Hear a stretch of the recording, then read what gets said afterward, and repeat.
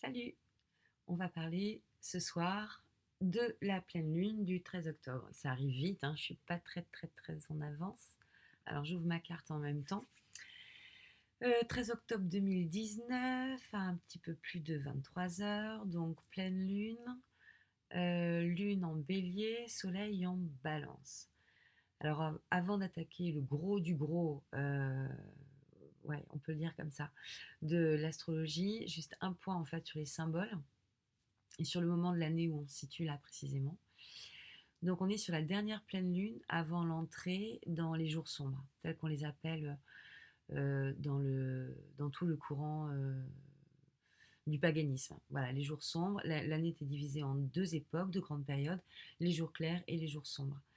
Et on est à la dernière pleine lune avant l'entrée dans les jours sombres.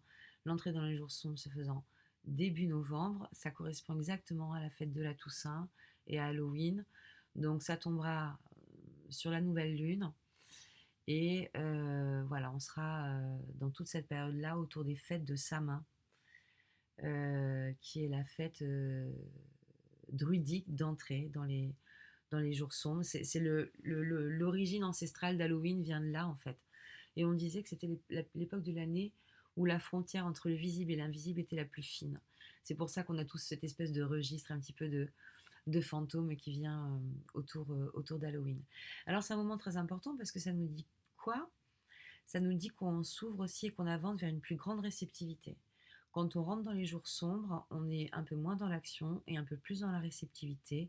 On rentre dans une période yin, donc voilà, qui reçoit, qui accueille, alors que l'été, on est dans une période yang, un peu plus d'action. Bien sûr, c'est pas pour ça qu'on s'arrête de faire quoi que ce soit l'hiver, hein. Tu es d'accord avec moi? Alors, qu'est-ce qu'elle nous raconte cette lune en plus de cet endroit de l'année dans lequel elle est placée? C'est qu'elle se passe un 13. Et le 13, dans le tarot, j'essaie de te mettre la carte par là ou par là, je ne sais pas. Elle est représentée par cet arcane, l'arcane numéro 13, qui est l'arcane sans nom. Même si on a tous très envie de lui donner un nom quand on la voit comme ça, un squelette portant une faux, bon, bah écoute, on est en face d'une symbolique qui est assez claire et assez lisible. Néanmoins, il s'agit de l'arcane non nommé. Il y a une arcane sans chiffre et une arcane sans nom. Et parce qu'en fait, peut-être que ce qu'elle nous montre là, ce n'est pas vraiment de ce dont elle parle. Quand on la voit comme ça, on a envie de penser qu'elle nous parle de la mort, et en fait, peut-être qu'elle nous parle des passages d'un état à un autre état. En tout cas, c'est comme ça, moi, que je l'interprète, comme une carte qui parle de la transformation. Et justement, l'une des transformations majeures, c'est le passage de l'état de vie à l'état de mort. Mais l'arcane sans nom ne t'explique pas dans quel sens ça passe. Est-ce que tu es en train de mener une action qui va passer de l'état de projet à l'état de réalisation, ou au contraire, est-ce que tu es sur la fin de quelque chose et où là, tu as fini une construction et tu passes sur une autre étape, peut-être dématérialisée ou matérialisée. Enfin, le 13, c'est ça, c'est comme un portail, c'est comme un passage. Le 13, il y a un avant, il y a un après le 13. C'est un peu comme ça qu'il faut l'entendre. 13, 13-10 2019, donc un dimanche, le dimanche qui est traditionnellement la journée de la semaine qui est dédiée au soleil. Qu'est-ce qui m'arrive là? Qu'est-ce qui m'est arrivé? Aurais-je une petite... Non. Bon, écoute, je ne sais pas ce qui s'est passé. Je crois qu'il faut que je ferme une fenêtre si je ne veux pas être embêtée. À nouveau, voilà. Pardon. Sur les énergies astrologiques en tant que telles. Donc je te disais lune en bélier, soleil en balance. Bon, alors là c'est un peu rock'n'roll. C'est-à-dire qu'on part sur quand même un postulat de choses là qui... Je te parlais de ma métaphore là, comment on fait les crêpes, est-ce qu'on amalgame farine et lait tout de suite ou est-ce qu'on va prendre le temps un petit peu de progresser. Là clairement on est plus sur une tendance où ça fait des grumeaux, si je peux dire comme ça, parce que le bélier va avoir tendance à revendiquer un petit peu un individualisme, hein. Le bélier c'est la tête, celui qui avance, celui qui pose des actions, celui qui, voilà, qui est proactif, hein. Et le soleil est au contraire là en balance, donc plutôt en recherche de négociation, de diplomatie, d'arrondir les angles. Donc il y a un petit peu deux énergies là qui se contre, une énergie revendicatrice, une énergie négociatrice.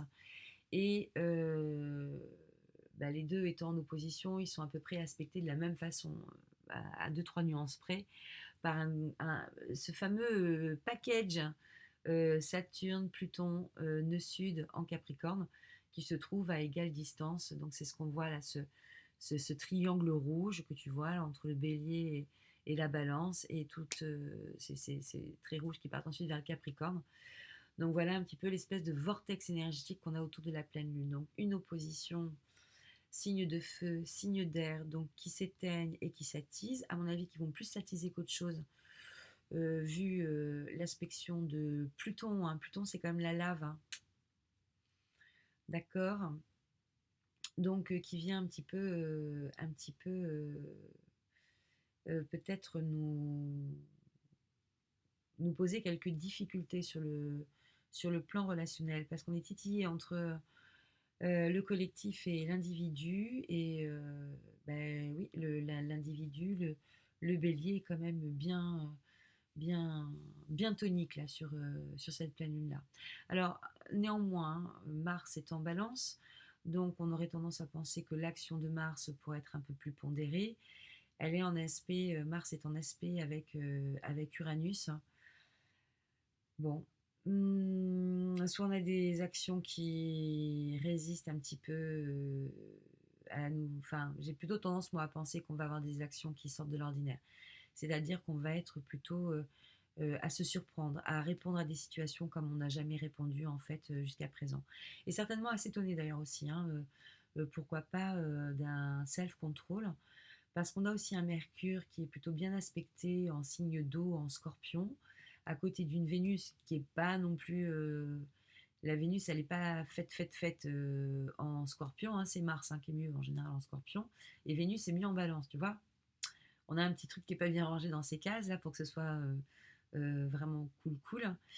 Donc, on a une Vénus inconfortable. Par contre, on a un Mercure qui est plutôt bien réactif, et intellectuellement, on a les ressources en fait pour vraiment faire face à un certain nombre de situations relationnelles et pas se laisser embarquer euh, dans des dans des choses trappes, hein, j'aurais envie de te dire, ne pas se laisser embarquer dans des espèces de pièges relationnels. Il y a euh, des potentielles attaches déséquilibrées qui peuvent se manifester. Clairement, je pense que c'est pas loin d'être la dernière fois que ça se manifeste comme ça.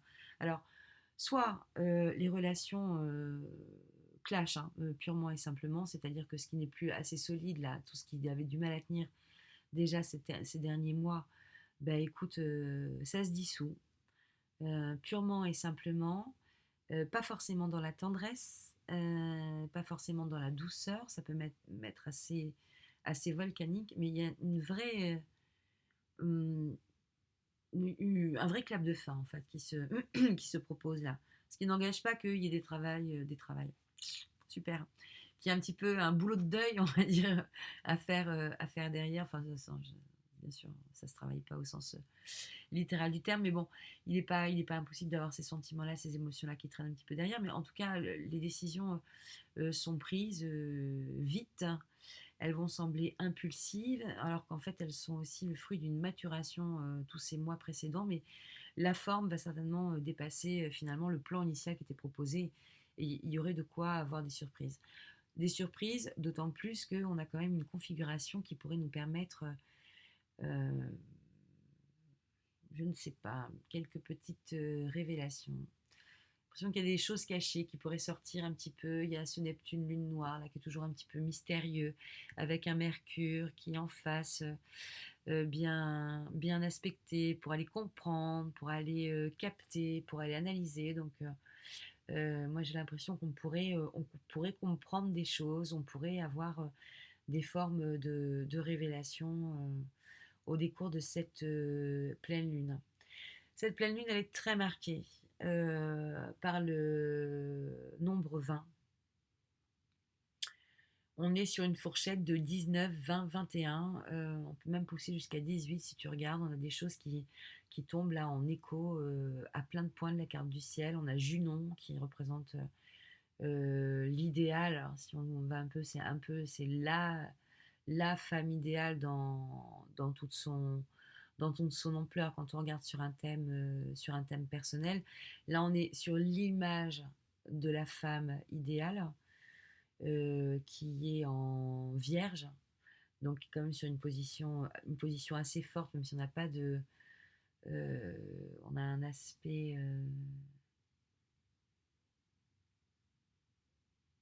on a un aspect posé quand même un petit peu de l'idéal, là, je trouve. On a donc Soleil à 20 degrés, Pallas, communication, stratégie, diplomatie. Pallas, c'est aussi l'art de la guerre, hein, c'est aussi Athéna, mais c'est aussi le savoir-faire communicationnel. Donc, quand c'est à côté de Mercure, comme ça, c'est quand même pas mal. La suivante, je t'en parle pas parce que je m'en souviens pas. Donc, je t'en parlerai quand je serai mieux documentée. La suivante, Cérès en 18. Là, on parle des moissons. Je t'ai beaucoup parlé des moissons lors de la dernière lune, la dernière nouvelle lune. Et qu'on était sur les dernières récoltes. Effectivement, on les clôture. On les clôture dans une expansion avec un Jupiter qui lui aussi est aspecté à 20 degrés. D'accord, et Pluton derrière à 20 degrés, et paf paf, je remonte lune noire à 19 degrés, paf paf, la lune à 20 degrés. Tu vois, on a un package assez important entre le 19 et le 20 degrés. 19, on est sur la carte du tarot qui parle du soleil, et le soleil parle de l'archétype de la rencontre, et 20, on est sur... non, je te dis une bêtise, le 20 c'est le soleil, et 19 c'est... Non, mais c'est dingue, tu sais que je ne sais que ça en fait.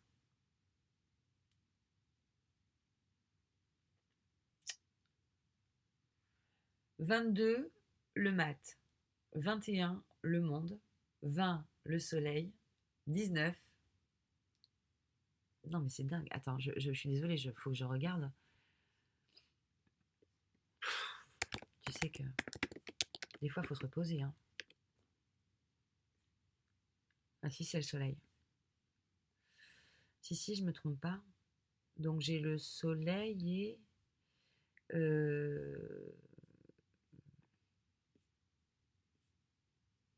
Ah oui, et 20 jugements. Oh bah, pardon, alors c'est encore pire que ce que je pensais.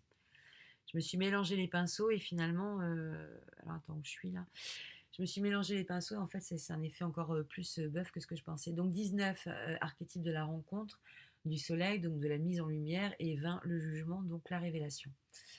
Le résultat. Bon, écoute, c'est une lune émotionnelle. C'est une lune, je l'ai pas remise du coup. C'est une lune émotionnelle.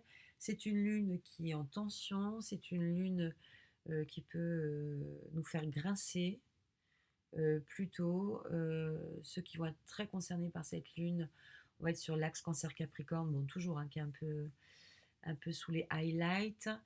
Euh, Bélier, Balance aussi, un peu secoué, Taureau aussi, et Scorpion également. Le reste, ça se passe sans trop de mal, mais on a des jeux d'opposition qui sont tellement forts que c'est pas parce qu'il se passe rien dans un signe qu'il n'y a pas d'énergie, bien au contraire.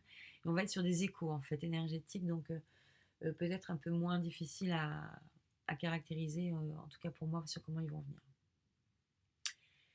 Les pleines lunes comme ça, hein, qui suivent les étapes de nouvelle lune d'équilibre, elles ont des formes de bilan. Hein, c'est-à-dire que on disait qu'on avait un laps de temps particulier pour faire l'état des lieux de notre grenier, de voir ce qui nous manque pour aller passer l'hiver, de faire le plein, etc. Là, c'est un petit peu, voilà, la sentence. C'est un petit peu aussi le moment où la cigale ayant chanté tout l'été se trouva fort dépourvue lorsque la bise fut venue. Et peut-être que c'est à l'occasion du moment où la cigale ira crier famine chez la fourmi, sa voisine, qu'elle comprendra qu'il y a peut-être une option à revoir dans la façon dont elle s'est appuyée sur les énergies des autres. Ça c'est une option qui pourrait arriver, c'est que la fourmi, face à certaines Si t'es cigale, tu te feras claquer la porte au nez. Si t'es fourmi, tu claqueras la porte au nez. Ça, c'est à peu près comme ça qu'on pourrait le désigner. Sachant qu'aucune des deux postures n'est agréable, évidemment. Pour une fourmi, il est toujours désagréable d'aller redéfinir sa limite de territoire. Et la cigale, bah oui, ça va lui demander de faire un effort. Et il est possible que là, il faille partir de loin. Que dire? What else?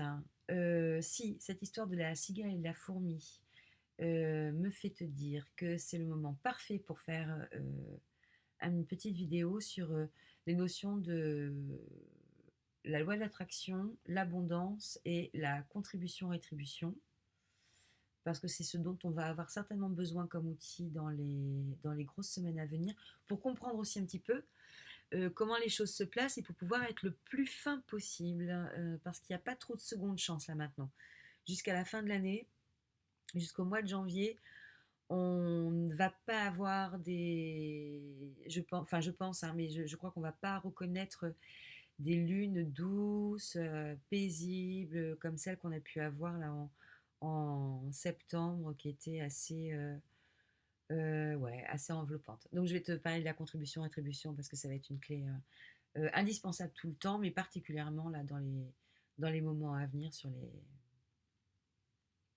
Eh ben écoute, sur ce qui nous attend, quoi.